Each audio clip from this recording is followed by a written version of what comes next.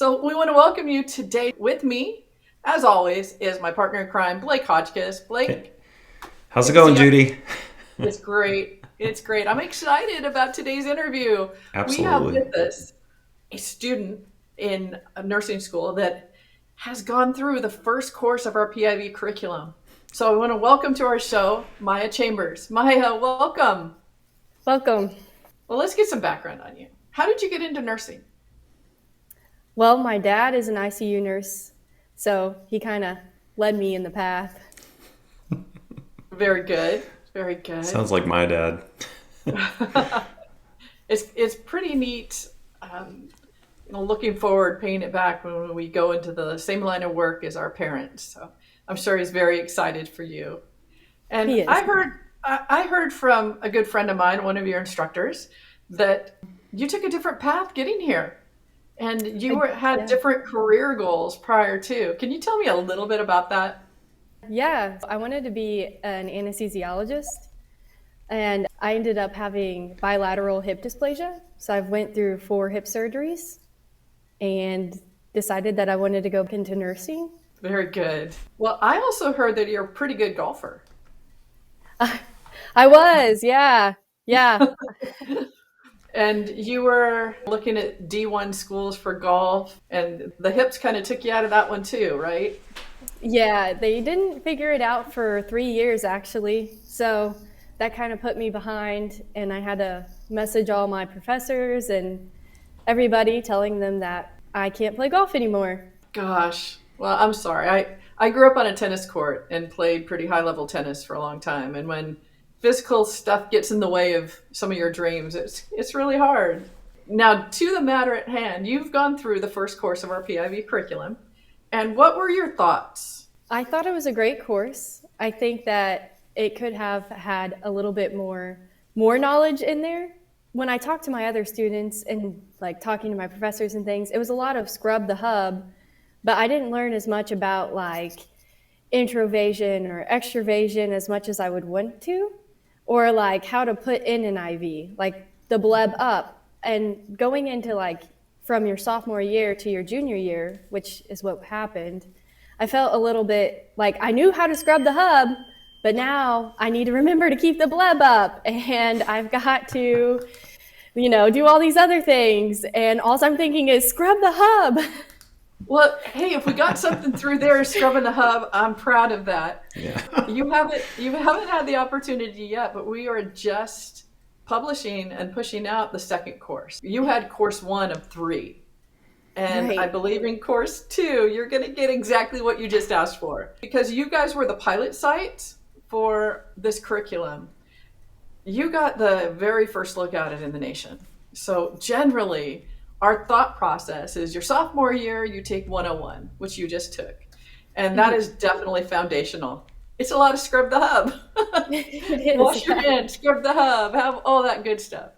201 is where you learn to have the bevel up, to make sure extravasation and infiltration and all that good stuff and how to prevent it. And a bunch of other good stuff. We're going to have you back after 201 and get your input on that as well. Yeah. So as far as getting you prepared for practice and in the real world as you go into nursing, do you think knowing what you got in this first course and looking forward to the next courses, is that going to help you in your practice? I definitely think it does. Going into clinicals and watching a lot of nurses not scrub the hub, it really bothers a lot of people now. They really just want to get in there and do the right thing because we've watched this video so many times. That's really good to hear.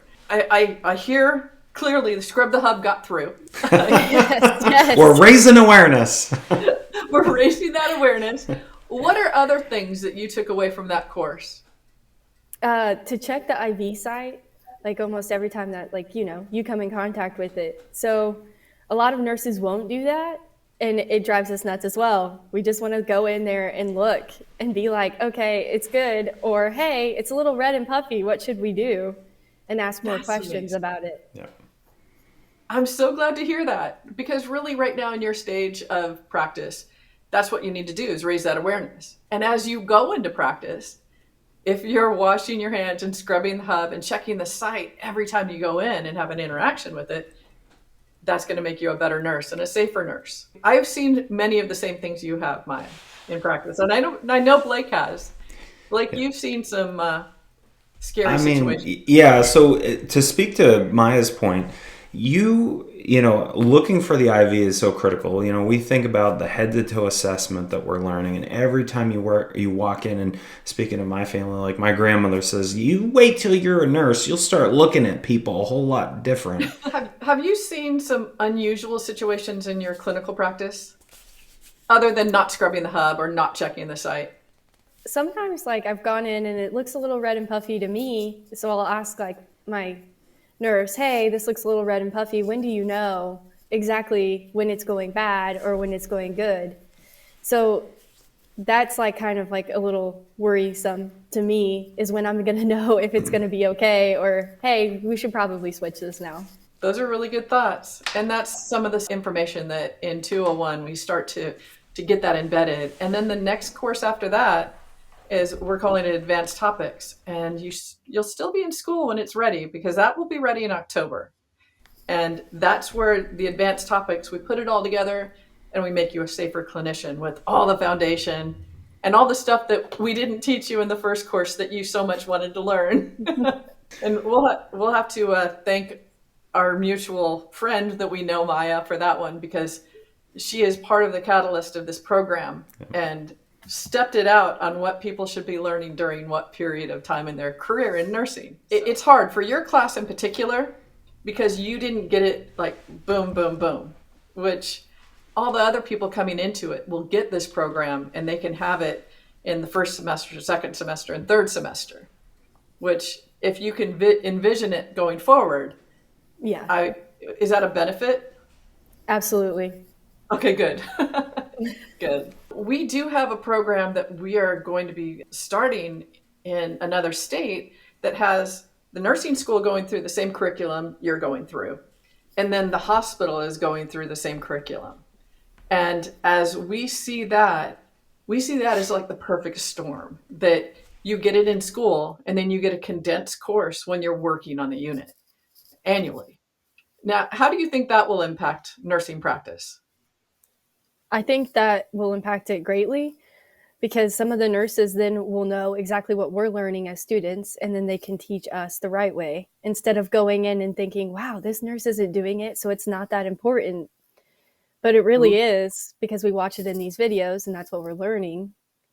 That's really good to hear. Have you had any pushback if you've seen something that we have said, don't do this, this is a never thing, be careful of this, and you go talk to your nurse about it, and they've said, don't worry about that. Absolutely. Yeah. Actually, a lot.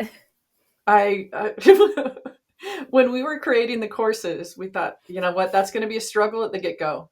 And hopefully, as we get it both in hospital systems and in nursing schools, we can level the playing field. But what we're hoping for initially, as you take the information into your workplace, as you become licensed and you start to mentor the people that are mentoring you in some of these practices. And have you taken advantage of the membership you've had with Ava? I have not had time here lately, actually. Yeah. Okay. So that is one of the other perks of being in this program, is you get a free student membership to our organization. We want to be your organization for life. Every nurse, no matter where you practice, you have to deal with vascular access your entire career. That is our whole focus of our organization. So we believe every nurse in the nation should be part of the AVA, because without vascular access, it's really hard to give therapeutics. I agree. Do you have anything else you'd like to add about the program you've gone through? And what's on your wish list? Other than we gave you more information for 101, which it's a mean teaser, isn't it?